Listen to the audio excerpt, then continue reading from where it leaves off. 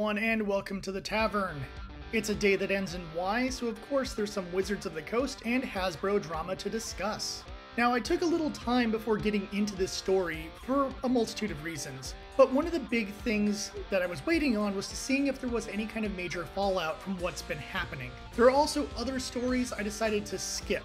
For example, there's been a lot of Magic the Gathering drama in the last few weeks. Not only do we have some issues at the tournament side of things, including players not getting prizes, certain issues going on inside the content creator community tied into Magic the Gathering, and of course, the recent drama around the Commander's game mode. Now, normally I don't talk about Magic the Gathering stuff outside of the AI art aspect because I'm not really a Magic player and haven't been a Magic player for a very long time. That being said, there is some weird stuff about the Commanders drama that feels a little sus. Commanders was a version of Magic the Gathering with a slightly different rule set created by the fan community. An online group of people that functioned as a rules committee balanced the game for every new addition to Magic the Gathering in order to allow people to play this mode with the current cards available. Not too long ago, they ended up making some new rule changes, which ended up making a lot of players angry. And as always, when you make major changes to a game or something like that, people get angry and sometimes in an overly emotional way express their anger. This led to the rules committee having a little bit of a freak out and deciding to hand the entire game and the rules and everything over to Wizards of the Coast so they can deal with it and establish the official rules. Almost immediately, Wizards of the Coast brings out a new tier system for how cards could be selected as to what your deck level is, and talked about how they're going to look over the banned cards list and try to adjust things to make the players happy. Now, this all looks normal when you just kind of hear the story, but, and I don't want to get conspiratorial, I do find it interesting that the handoff of power and the immediate new rule ideas were like back to back. This wasn't some, oh, maybe we should just wait for everything to simmer down and the rules committee can continue on. Things aren't simmering down, maybe we should hand it over. It was almost as if the rules committee chose to put out rules that would be unpopular to cause an excuse to hand power over to the main company. Now, this could have been something the rules committee wanted to do for a while. This could just be, we're tired, we don't want to have to run this game forever, let's hand it over to the company, but we need a good excuse for this. Ah, toxic fans, the ultimate excuse. I'm not saying that's what happened, but it feels like that to me. It's very strange how this drama played out and got resolved in a way that feels artificial. And I've spent way too much time talking about Commanders when what I really wanted to talk about were the Hasbro layoffs. See, that's the problem with WotC drama. You begin on one subject and it brings you directly into a different one. Now, before I get into the main topic, there's a few minor things I should bring up first. For context. First off, we've had Hasbro layoffs year after year after year, and almost always coming around the third quarter and the fourth quarter, which is where we're at now in the year. Even last year, I covered the layoffs. It's been going on for a while. This is just something they do near the end of the year to make their profits look bigger. More than that, we've had some bigger named people step down and be changed around in the course of this year. This includes the CEO of Wizards being replaced, professional moron Kyle Brink stepping down or possibly being secretly fired. For those who don't know, Kyle Brink is best known for putting his foot in his mouth on the Three Black Dwarves podcast and leading a group of people who said some fairly offensive things about certain demographics within the Dungeons & Dragons community. Then last month, Chris Perkins stepped down as product lead on D&D 5.5, right after finishing up some work for the new Dungeon Master's Guide, which also feels really weird. However, the follow-up to that one is that he's going to be moving into a different aspect of the company, whatever that means. What this shows is that executive people are kind of being moved around or leaving, while we're also getting a lot of lower tier employees being fired. There are some major changes going on behind the scenes, and unfortunately, all that can be done is speculation, which other YouTubers have done, and now it's my turn.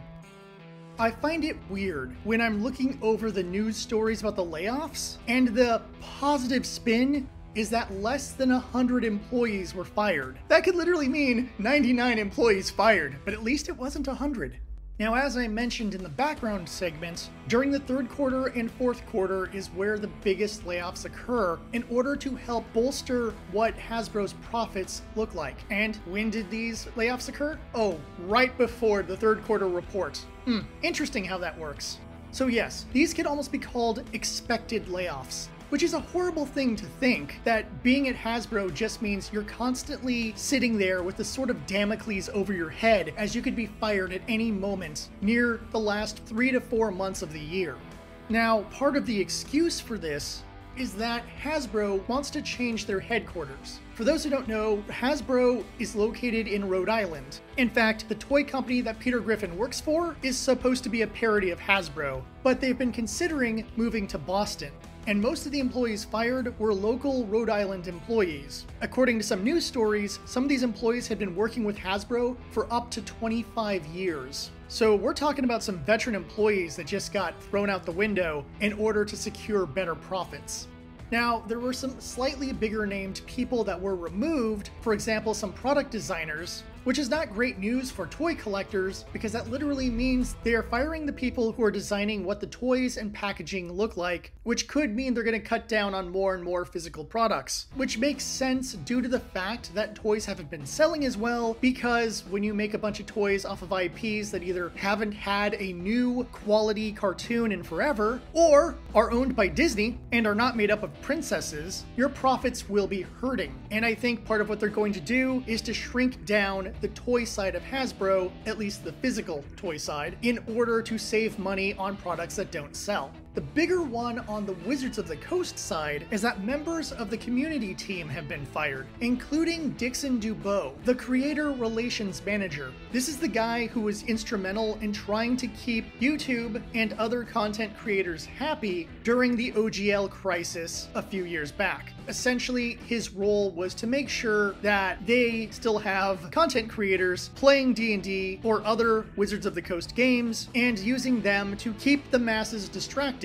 in order to keep the games profitable, while a lot of people, myself included, turned on Wizards and Hasbro, with various content creators deciding that if Wizards is going to be trying to use the open gaming license as a means by which to extort money out of other creators, to put a stranglehold on digital creation, then why should I support you? And honestly, it is the whole OGL debacle that led to me going down this road of doing these Hasbro videos every couple of months, because I really wanted to put my voice out there and fight against a company that has anti-customer practices. Now, after all these layoffs and everything else that's been occurring this year, according to the financial report for third quarter, they have made at least $680 million in profits. So Hasbro isn't necessarily hurting for money right now. So they have been selling product, and they have been making those cost-cutting measures they've been doing for the last few years in order to prevent their profits from being used for things like paying people their salary. Not only that, but $98 million have been earned via dividends by stockholders. So yeah, no one involved in Hasbro is hurting nearly as bad as we'd want. They're not making the money they used to make, but they're still making enough profit. And I'm not trying to black pill or anything like that. I'm pointing out the reality that Hasbro's cost-cutting measures have been making Hasbro money. And it is going to take time before a company like this truly collapses in a way that those of us who've been fighting against them would want. When it comes down to it, losing part of the community outreach team isn't that big of a deal. There are plenty of YouTubers out there who have probably never had any contact with that team and still make various videos. Now, whether those videos are negative or positive is a whole nother discussion, but tabletop will always be a discussion matter amongst those of us in the content creator community. Will there be more people streaming 5.5? Who knows? Will there be more people turning on Hasbro? Possibly. But at this point, those people who bent the knee to Hasbro during the OGL crisis and stuck with the company through 5.5, they're gonna have their loyal fans. And if they turn against Hasbro now because a community outreach person isn't giving them what they want, they look more like spoiled children not getting a new toy than they actually look like people who genuinely care about the viability of Dungeons and Dragons. As a whole, community managers are useless people. There are plenty of content creators who have made videos or had discussions about their favorite things because they are their favorite things. They didn't need to be bribed, they didn't need to be given special treatment, they just did it because of the love. However, there are plenty of people out there who can be bribed with just a little bit of special treatment, a couple of gifts, and they'll just sit there and praise the worst thing to the highest heavens. I've met community managers before. They are not the kind of people you would want to hang out with.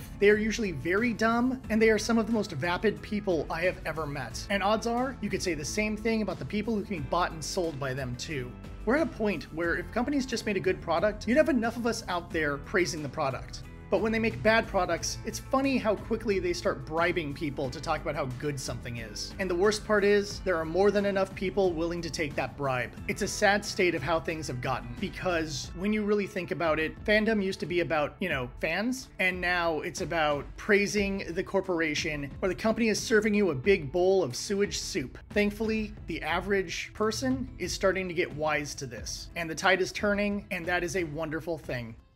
One of the things I was surprised about in a previous video is I made commentary about Matt Mercer and my general issues I have with the guy. And the thing is, I expected defense of him. I know my channel isn't the most popular, but I do know that there's probably people who like his show or his products and probably have also watched me. And yet, I saw no negativity in that regard. More than that, I've been seeing more and more negativity on other people's channels about the guy, which means he's clearly caused some beefs with other YouTubers. I guess I'm glad I'm not part of that drama, but what this shows to me is that there is a divide. At this point, the content creators have made their choice, and if you've chosen to bend the knee, that's it. We're done with you. And I can see that amongst the content creator community, and I'm starting to see that amongst the fan community online.